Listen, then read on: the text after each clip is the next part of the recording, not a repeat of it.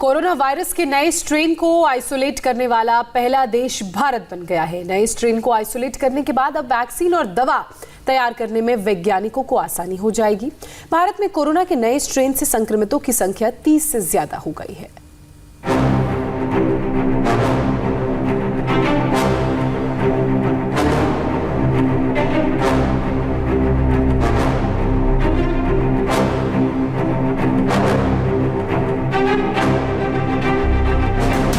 Corona महामारी से निपटने के लिए इसकी वैक्सीन का इंतजार बेसब्री से हो रहा था, लेकिन अब यह इंतजार खत्म होने वाला है।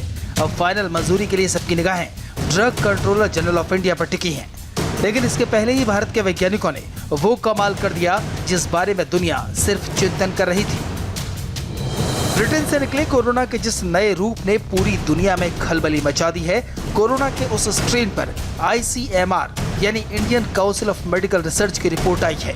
भारत में इस नए स्ट्रेन का कल्चर NIV यानी नेशनल इंस्टीट्यूट ऑफ वायरोलॉजी ने तैयार कर लिया है। ऐसा करने वाला भारत पहला देश बन गया है। कोरोना वायरस का नया वर्जन दुनिया के सामने पहले बन चुका था। धीरे धीरे भारत सहित 17 देशों में फैल चुका है। 2020 में जिस वायरस के संक्रमण की शुरुआत हुई वो 2021 को बर्बाद नहीं कर पाएगा। कोरोना वायरस नए रंग रूप में सबके सामने आया है तो पूरी दुनिया परेशान और आशंकित है, लेकिन भारत ने दुनिया को चिंता से मुक्त कर दिया है। अब भारत के लिए सबसे बड़ी चिंता यह है कि जल्द से जल्द करोड़ों लोगों को वैक्सीन कैसे दी जाए। कल देश में ड्राई रन की शुरुआत हुई और उधर कई राज्यों ने अब इसको आगे ले जाने की तैयारी शुरू कर दी है। उत्तर प्रदेश ने नेक्स्ट लेवल के लिए 5 जनवरी को फिर से ड्राई रन की तारीख तय कर दी है। राज्य के सभी जिलों में ड्राई रन होगा, लेकिन उससे भी बड़ी बात यह कि उत्तर प्रदेश में वैक्सीनेशन की पहली डेट का भी ऐलान कर दिया गया। ड्राई रन हो रहा है, एक ट्रायल किया जा रहा है कि वैक्सीनेशन का कार्यक्रम कैसे होना है। 5 तारीख को पूरे प्रदेश के अंदर होगा और फिर हम विश्वास के साथ कह सकते हैं कि मकर संक्रांति के आसपास हम लोग वैक्सीन लेकर के प्रदेश की जनता के लिए वैक्सीन लेकर के भी हम प्रदेश के अंदर और देश के अंदर इस कार्यक्रम को आगे बढ़ा करके इस सदी की सबसे बड़ी महामारी को परास्त करने में सफल होंगे।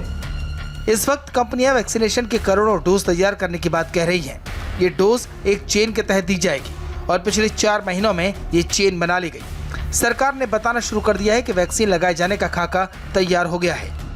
भोपाल में आज 3 केंद्रों पर गांधीनगर स्वास्थ्य केंद्र, गोविंदपुरा स्वास्थ्य केंद्र और LN मेडिकल कॉलेज कोलार पर कोरोना वैक्सीन का ड्राई रन पूरी सफलता के साथ संपन्न हुआ।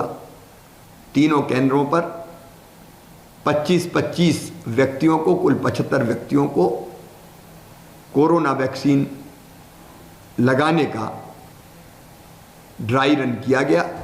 वैक्सीन चेन को और बेहतर तरीके से समझिए।